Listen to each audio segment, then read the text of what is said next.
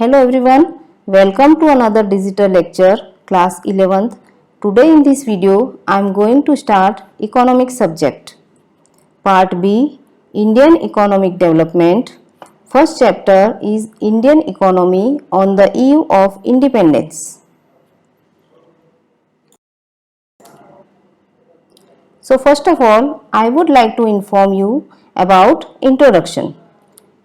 In this chapter, we will study a brief introduction of the state of Indian economy during the British rule and on the eve of independence. This chapter describes the state of Indian economy before and after independence. For understanding the stage of development, it is necessary to know that what was the condition of Indian economy before independence. Meaning of economy. The process concerning economic development of a nation is called economy. An economy is a man-made organization for the satisfaction of human wants. Meaning of Indian economy. Indian economy comprises of all productive units and institutions which provides employment to the people. An economy is a system that includes economic activities in which unlimited wants are met by limited means. Thus, economy provides means to earn livelihood. Now we will discuss about structure of India's economy. The structure of India's economy can be divided into three sectors: agriculture sector, industrial sector and service sector. First of all, we will study about agriculture sector. It is known as primary sector. This sector includes agriculture, animal husbandry, dairy farming, forestry and fishing. These occupations are primary because they are the traditional and oldest of occupations. In this sector, nature is powerful in production. Second sector is industrial sector. It is known as secondary sector. This sector includes manufacturing of goods and construction of buildings. It includes small scale and large scale manufacturing industries.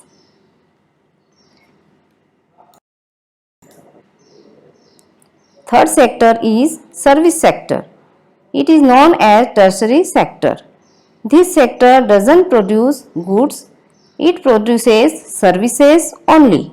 This sector includes various types of services like transport, banking, insurance, communication, etc. Now we will discuss about economic development on the eve of independence. The colonial government never made any sincere efforts to estimate India's national and per capita income. Here, colonial government means a system of political and social relations between two countries, of which one is the ruler and other is the colony. The ruling country has not only political control over the colony, but it also determines the economic policies of the subordinate country. Some efforts were made to measure national and per capita income by Dadabhai Naoroji. The first estimate on national income and per capita income was prepared by Dadabhai Naoroji in 1876. It was published in Poverty and British Rule in India to highlight the problems of poverty in India. Now, features of agricultural sector on the eve of independence. First point is defective means of production. At the time of independence, the means of production were defective. there was insufficient use of fertilizers, machines, etc. Second point is unemployment and underemployment. Poor capital formation in agriculture led to rise in unemployment and underemployment. Third point is land productivity and labor productivity both were low. Productivity of agriculture depends upon land productivity and labor productivity. Land productivity means depends on type of soil, climatic condition of a region and irrigation facilities. Labor productivity means labor productivity depends on the literacy rate, technical skills of cultivator, agricultural tools, average income of cultivator and fulfillment of basic facilities of life. Fourth point is subdivision of land holdings. Land holdings means as the area of land which a person or a family owns. It could be one piece of land or a number of small scattered pieces of land. Division, subdivision and fragmentation of land holding were more prevalent at the time of independence.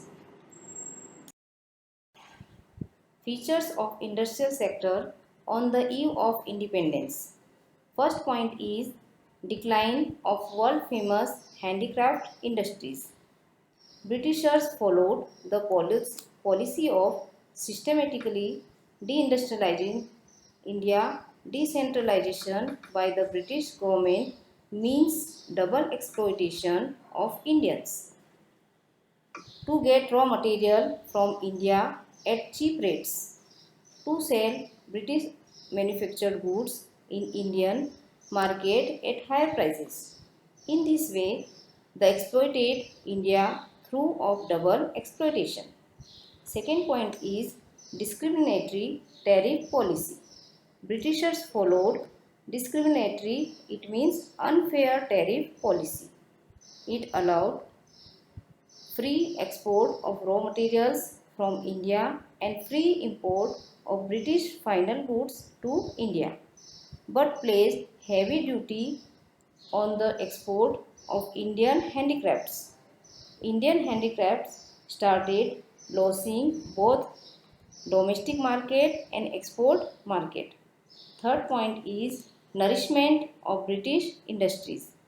The main motto of British government was to decline industrial activity in India.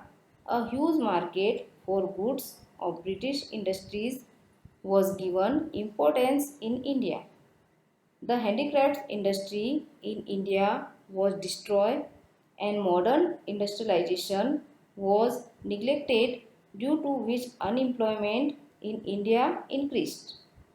Fourth point is lack of capital goods industries. The policy of the British was only to develop their industries. They always wanted Indians to be dependent on Britain for the surplus of capital goods and heavy equipments. Here, capital goods means machineries. Fifth point is limited operation of public sector. Public sector was limited to railways, power generation, communication, seaport. Public sector was almost neglected by the British.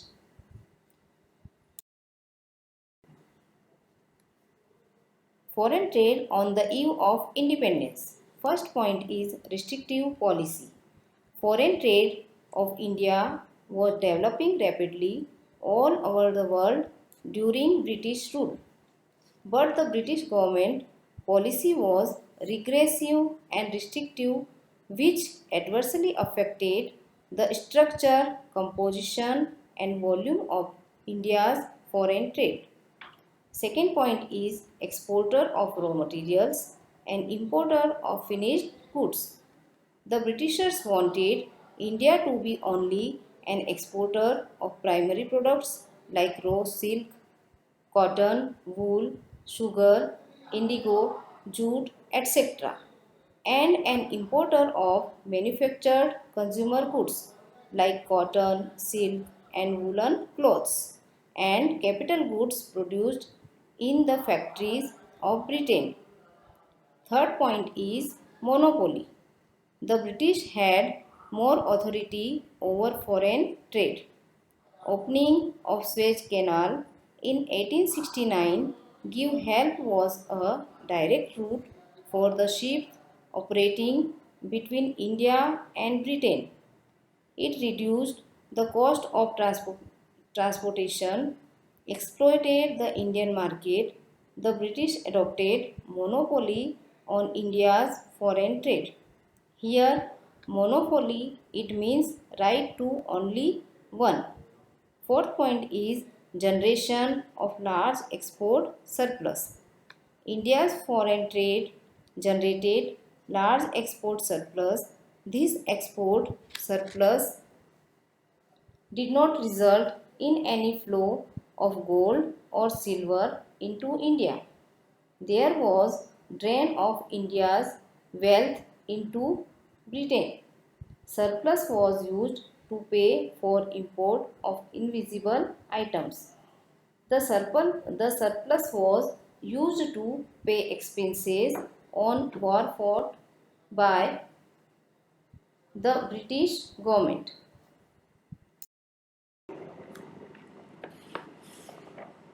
So today we understood some features on the eve of independence. If you have any doubt related to these topics, write below in the comment section. That's all for today. Thank you very much.